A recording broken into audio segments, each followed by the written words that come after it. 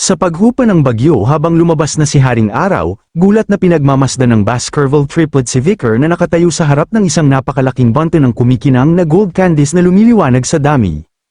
Ang isang gold candy ay napakalakas dahil kaya nitong agad na pataasin ng isang level ang isang tao, o kaya ipagpalit sa 300 ordinaryong candy sa Fairy Candy Shop. Dahan-daang lumutang si Skyla, ang gabay ng ika-4 na palapag, napilitan siyang ibigay ang maalamat na kayamanang ito bilang gantimpala sa pagkumpleto ng isang imposibleng hidden mission, sa pagprotekta sa Sap Spring at sa pagtalo sa Phantom King. Halos mabaliw na siya sa isip habang pinagpapawisan siya ng malamig. Dahil ang quest na yun ay ginawa para magtapos sa game over, hindi para malampasan. Nagngit-ngit siya sa galit habang tinitingnan niya si Vicar, dahil hindi niya maintindihan kung paano natalo ng isang simpleng level 1 challenger ang pinakamalaking kalamidad ng malalim na dagat, isa itong misteryosong nilalang na mistulang isang sistema, na ang tanging layunin ay pigilan ang sinumang magtangkang umalis sa isla. Hindi pinansin ni Vicar ang kanyang mental breakdown at kalmadong nagtanong kung bukas pa ba ang candy shop, dahil dito, napilitan si Skyla na lunukin ang kanyang pride at kumilos ng propesyonal habang napalitan ang kanyang pagkainis sa tawa. Sinabi niya na pwede niya gawin yun. Inutusan siya ni Vicar na ipalit ang lahat ng kanyang mahahalagang gold candy sa mga karaniwang low-grade stat candies. Agad namang tumugon si Skyla, ngunit hindi niya maiwasang magtaka. Napatanong siya sa sarili kung ano na naman ang balak nitong gawin. Ilang malalaking sako ng pula, asul, at berdeng candies ang bumagsak sa dalampasigan, dahilan upang tuluyang malito ang Baskerville triplets. Hindi nila maintindihan kung bakit isinusuko ng kanilang Panginoon ang direktang pagtaas ng level. Napatanong sila kung bakit niya hindi pinalitan ang mga karaniwang candy sa mga gintong candy. May dahilan kaya siya kung bakit niya ito ginawa, ngunit may plano si Vicar. Kalmado niyang ipinaalala sa kanyang mga kapatid na ito mismo ang dahilan kung bakit matagal na siyang nag-iipon ng mga resources. Matatag niyang sinabi na panahon na para magsugal ng 3 beses. Inilabas niya ang S-rank conversion bug at inilagay ito sa ulo ng maliit na gagamba. Ang parasite na ito ay kayang gawing isang random na candy ang bawat 100 ordinaryong candies. Hindi simpleng level up ang habol ni Vicar. Ang gusto niyang makuha ay ang pinakahuling nakatagong stat, mana resistance, habang tinitingnan niya ang kanyang system window. May hawak siyang mahigit 12,000 basic candies, kaya handa na siyang samantalahin ng sistema upang makuha ang huling god tier trait. Sa dami ng kanyang stock, tinansya niyang mayroon siyang eksaktong 128 pagkakataon para manalo sa mapanganib na pagsusugal na ito.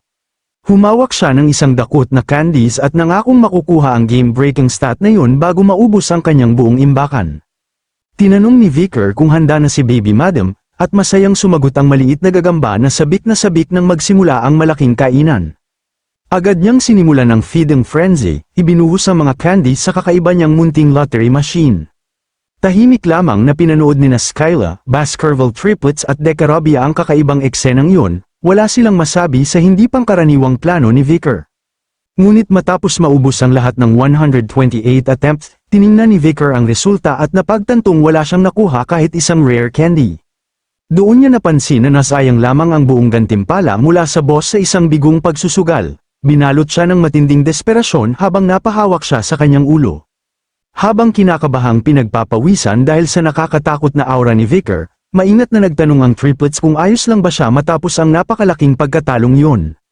Bigla niyang ibinaling ang ulo at pinagmasdan sila ng may nag-aapoy na tingin.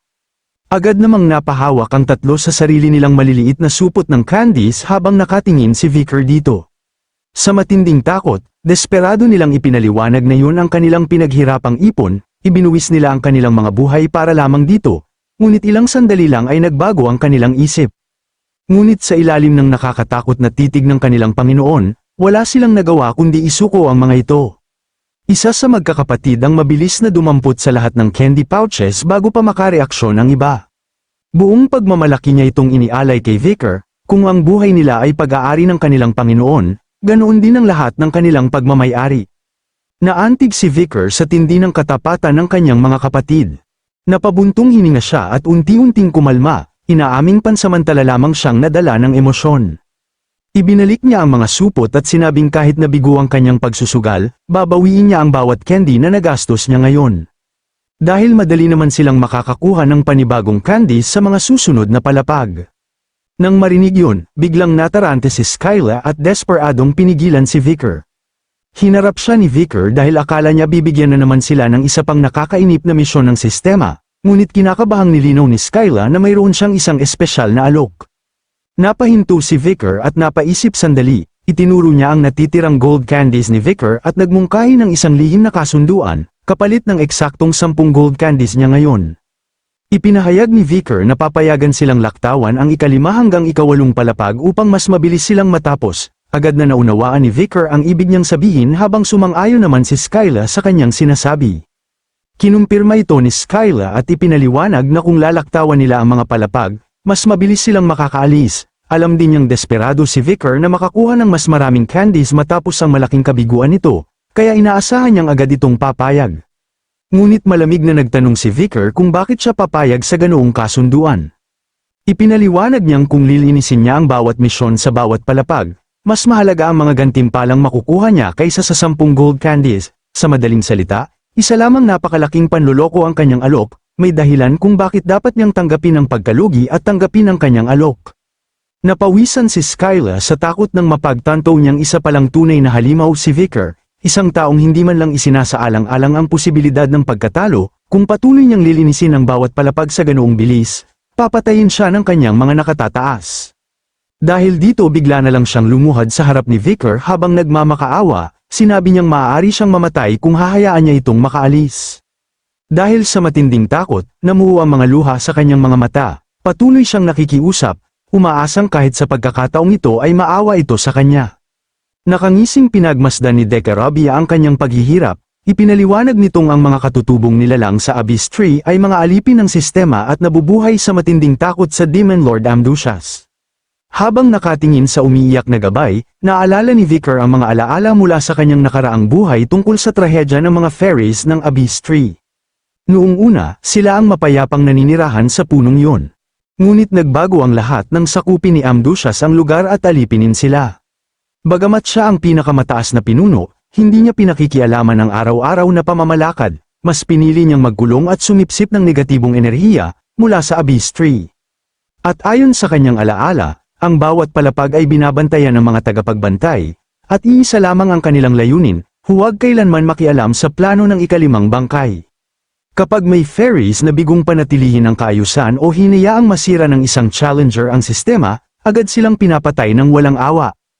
Karaniwan, ayos lamang na lumakas ang mga tao sa pamamagitan ng mga gantimpala dahil sadyang ginawa ni Amdusias ang sistemang yun upang hikayatin silang umakyat.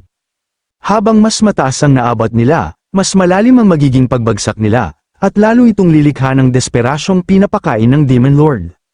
Ngunit nagsisimula ang tunay na bangungot kapag ang kapangyarihan ng isang challenger ay lumampas sa itinakdang hangganan, katulad ng nangyari kay Camus Morg bago bumalik siya sa nakaraan, mabilis siyang lumago katumbas ng paggamit ng kanyang sentido komon.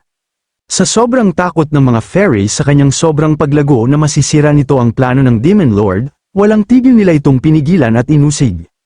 Napagtanto ni Vicar na ang sarili niyang paglakas ay inilagay rin siya sa parehong sitwasyon at wala naman siyang pakialam sa kanilang mga plano. Lumapit siya at umupo sa harap ng nanginginig na si Skyla at malamig na nagsalita, kung gusto niyang mabuhay o mamatay, hindi na niya problema yon, pero kung gusto niyang makipagkasundo sa kanya, kailangan itong mag-alok ng isang bagay na tunay na may halaga. Sa kanyang matalim na tingin, ipinaliwanag niyang ang kapalit na 10 gold candies para laktawan ang ilang palapag ay isang napakababang alok kumpara sa mahalagang gantimpalang makukuha niya sa pagkumpleto ng mga pagsubok. Tinanong niya ang gabay kung papayag ba ito. Dahil sa nakakatakot na bloodlust ni Vicar, tuluyan ng humagulgol si Skyla, agad niyang inaming napakababa ng una niyang alok. Gamit ang autoridad ng sistema, binuksan niya ang maalamat na hidden artifact window sa harap nilang lahat.